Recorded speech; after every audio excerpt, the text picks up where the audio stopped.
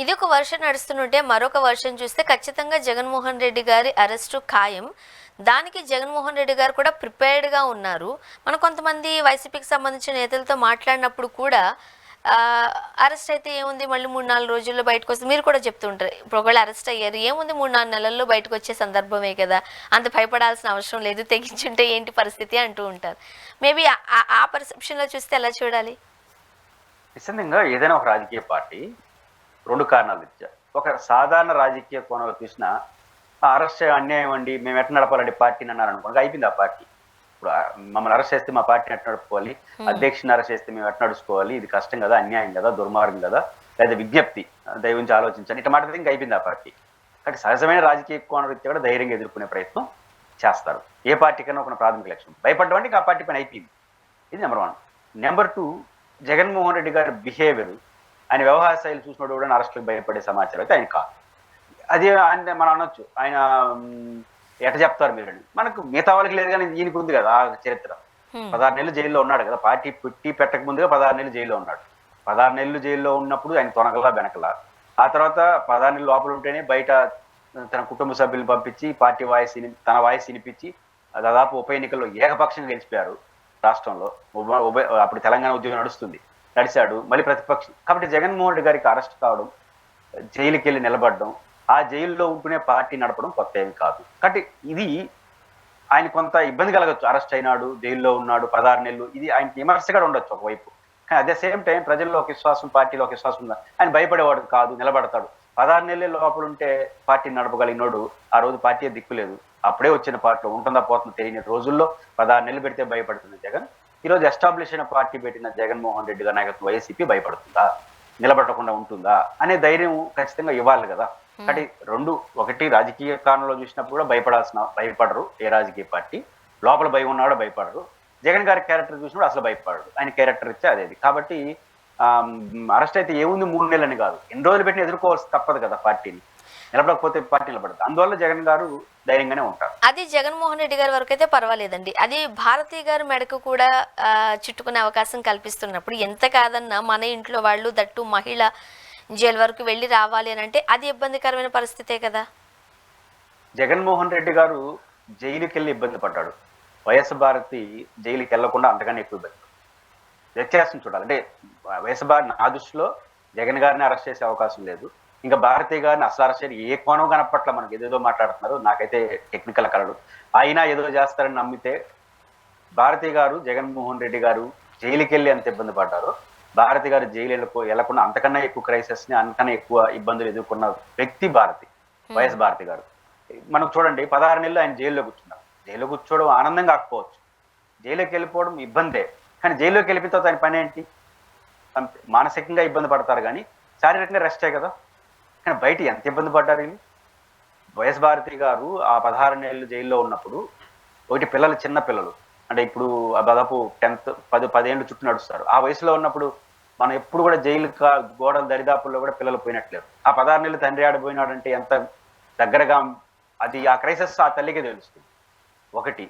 2, ఆమె ఆ రోజు టేక్ ఓవర్ చేసినటువంటి కంపెనీలన్నీ ఏంటి? ఈడీ కేసులో ఉన్నాయి, జగన్ గారు ఈటీ కేసులో ఉన్నాయి. ఆమె మొత్తం ఏమవుతుందో ఆమె భవిష్యత్తు కూడా ఇబ్బందే కదా. ఆ టైంలో ఆ కంపెనీలంతా నడిపారు, కుటుంబాన్ని నిలబెట్టారు.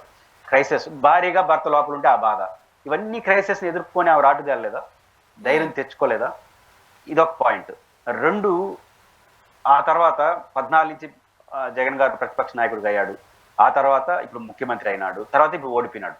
ఈ 10 ఏళ్ల కాలంలో బహుశా ఆంధ్రప్రదేశ్లో వైఎస్ భారతి గారి ట్రోల్లో అయినట్టుగా ఉన్నాయారా? ఆమెను ఎంత క్యారెక్టర్ అసాజ్ చేసుకుంటూ ఎంత ఇబ్బంది పెడతా ఉన్నా ఆమె తొనకట్లేదు, వెనకట్లేదు. అంతే. అలాంటి అర్థం ఆమె అవన్నీ ఎంజాయ్ చేస్తున్నట్ట. బాధపడుతుంది, బట్ నిలబడుతుంది. అంటే ఆమె, నేను ఒక వీడియోలో చూశాను, మీరు కూడా ఉంటే చూడొచ్చు. మనం ఏంటో మనకు తెలిసిన తర్వాత బయట ఏవో అనుకుంటున్నారని భయపడాల్సిన అవసరం ఏముంది? మనం ఏంటో మనకు తెలిసిన తర్వాత ఎవరో ఏమో అనుకుంటారని కంగారు పడాల్సిన అవసరం లేదు, ధైర్యంగా ముందుకెళ్లాల్సిందే అని చెప్పే నేచర్ ఉంది. కాబట్టి భారతి గారు అరెస్ట్ అవుతారని నేను అనుకోవట్లేదు. వారు ఇంతకన్నా అరెస్ట్ కన్నా జైల్లో ఉండడం కన్నా ఎక్కువ క్రైసిస్ ని, ఎక్కువ ఎదురు దెబ్బల్ని, ఎక్కువ ఇబ్బందులు పడింది, నిలబడింది. కాబట్టి జైలు, అరెస్టులు అనేది ఆమెకు కొత్త కావచ్చు, కానీ అంతకన్నా ఎక్కువ ఇబ్బంది పడి ఆమె అట్లాంటి వాటిని జగన్మోహన్ రెడ్డి గారిని కానీ భారతి గారిని భయపడతారని నేనైతే అనుకో. ధైర్యంగానే దేనైనా ఫేస్ చేసే కెపాసిటీ వాళ్ళిద్దరికి ఉందని నేను నమ్ముతున్నాను. ఫైనల్గా చెప్పండి, ఇప్పుడు హైదరాబాద్లో ఐఏఎస్ ఐపీఎస్కి సంబంధించిన మీటింగ్ జరిగింది, మీ అభిప్రాయం ఏంటి? అంటే ఇక్కడ ఎట్లుందంటే నేను ఒక మీడియా సంస్థలో చర్చ చూశాను. అదేంటంటే హైదరాబాద్లో పెద్ద జరిగిందంట ఐఏఎస్ ఆఫీసర్ల మీటింగు, రహస్య మీటింగ్, అది మామూలు మీటింగ్ కూడా కాదు, రహస్య భేటీ జరిగిందంట. రహస్య మీటింగ్ జరిగి చీఫ్ సెక్రటరీకి తమ ఘోషని, తమ అభిప్రాయాన్ని, తమ నిరసన తెలియజేశారట అంటాడు. అది ఇంటే మీకేమి ఒక జర్నలిస్ట్ గా కొంచెం విచిత్రంగా అనిపిలా? రహస్య భేటీ ఏంది మళ్ళీ సీఎస్కి చెప్పడం ఏంటి? సీఎస్కి చెప్పడం, రహస్యం కూర్చొని ఉన్న సీఎస్కి చెప్తాడు మేము రహస్యం కూర్చున్నాం సార్, ఇప్పుడు ఎల్లయ్యో పుల్లయ్యో పేరు పెట్టే కదా సీఎస్కి చెప్తారు, మేము ఒక 10 మంది ఐఏఎస్ ఆఫీసర్లు ఇట్లా అనుకుంటున్నాము, ఈ ప్రభుత్వం అనుసరిస్తున్న విధానం బాగలేదు మా పట్ల అని సీఎస్కి చెప్పడం అంటే మరి రహస్యం ఎందుకు కూర్చొని పబ్లిక్ అని కూర్చుంటారు? మళ్ళీ రహస్యం ఎందుకు కూర్చునేది? రహస్యము పబ్లిక్ గా సీఎస్ చెప్పడం, నేను అనుకుంటుంది ఇది అన్నెసరీ ఆర్గ్యుమెంట్లు. ఎందుకంటున్నానంటే రహస్యంగా ఎందుకు కూర్చోవాలి? ఏమో ఇబ్బంది అయింది? ఇప్పుడు కొంతమంది ఐఏఎస్ ఆఫీసర్లకి ఈ ప్రభుత్వంలో పోస్టింగ్ ఇవ్వట్లేదు, కొంతమంది ఐపీఎస్ ఆఫీసర్లకి పోస్టింగ్ ఇవ్వట్లేదు, కొంతమందిని అరెస్ట్ చేసింది, కొంతమంది మీద విమర్శలు చేస్తూ ఉంది, అక్కడక్కడ అటాకింగ్ మోడ్లో వెళ్తున్నారు. వీళ్ళందరికీ కొంచెం ఇబ్బందే. కానీ ఏ ఐఏఎస్ ఆఫీసర్ కూడా ఇప్పుడు సీతారామాంజనేయులు గారిని అరెస్ట్ అయ్యి జైల్లో ఉండడం కన్నా పెద్ద సమస్య ఐఏఎస్లకి అయితే ఏముండదు కదా. సస్పెండ్ అనేది సెకండరీ, ప్రైమరీగా అరెస్ట్ అయి ఉన్నాడు ఈ డీజీ క్యాడర్ అయినా, ఇప్పుడు ఆయనే భయపడట్లేదు కదా, వీళ్ళేందుకు భయపడతారు? కాబట్టి ఏమవుతుంది, విమర్శలు ఎదుర్కొంటారు. వాళ్ళు ఏం రాజకీయ నాయకులు కదా, రేపు ఎన్నికల్లో పోటీ చేయాల్సిన అవసరం లేదు. కాలక్రమంలో తెలుస్తుంది. శ్రీలక్ష్మి గారు ఉన్నారు, ఇబ్బంది పడ్డారు, తర్వాత రిలీఫ్ వచ్చారు, జైలుకి కూడా పోయినారు ఆమె, కానీ కంగారు పడలేదు కదా, బాధపడి ఉండొచ్చు. కాబట్టి ఐఏఎస్లు రహస్యాల సమస్య ఉండవు. వాళ్ళు ఏదైనా పెళ్లిళ్ళు, పెడాకులు ఇట్లాడు జరిగినప్పుడు, లేదా విందులో వినోదాలు జరిగినప్పుడు, రిసెప్షన్స్ లాంటి జరిగినప్పుడు అక్కడ కూర్చుంటారు. ఖచ్చితంగా ఈ భావజాలంలో మాట్లాడుకుంటారు. ఏంటంటే ఆన్లైన్లో మాట్లాడుకోకూడదా? టెలికాన్ఫరెన్స్ పెట్టుకొని దాన్ని ఒక హోటల్లో పోయి కూర్చొని, హోటల్లో పోయి 10 మంది ఐఏఎస్ కూర్చుంటే కెమెరాలు ఉండవా, ఇంటెలిజెన్స్ ఉండదా? కాబట్టి రహస్య మీటింగ్ అనేది పొద్దు తప్పు. కానీ అంతర్మదనం ఆఫీసులో జరుగుతాను. మన మీద ఎందుకు ఇలా వీళ్ళే కాదు, అసలు వీళ్ళు తెలుగుదేశానికి అనుకూలంగా ఉన్న ఐఏఎస్ ఆఫీసులో అంతర్మదనం చెందుతున్నారు. ఈ రోజు వాళ్ళకు అనుకూలంగా ఉండాలని వీళ్ళు అరెస్ట్ చేసినారు, రేపు వీళ్ళు ముద్రపడిన మమ్మల్ని ఎత్తుకొచ్చి వాళ్ళు కొడితే మేమేం చేసినా వాళ్ళు అంతర్మదనం ఉన్నారు తప్ప అందరూ అంతర్మదనం. ఈ పరిస్థితులు బాగుండకూడదు, పద్ధతిగా ఉండాలని ఐఏఎస్లను కోరుకుంటారు. వాళ్ళు ఏదైనా మాట్లాడుతూ పీస్ఫుల్ గా మాట్లాడతారు తప్ప రహస్యాలు అంటే ఉంటాయని నేను అనుకోవట్లేదు.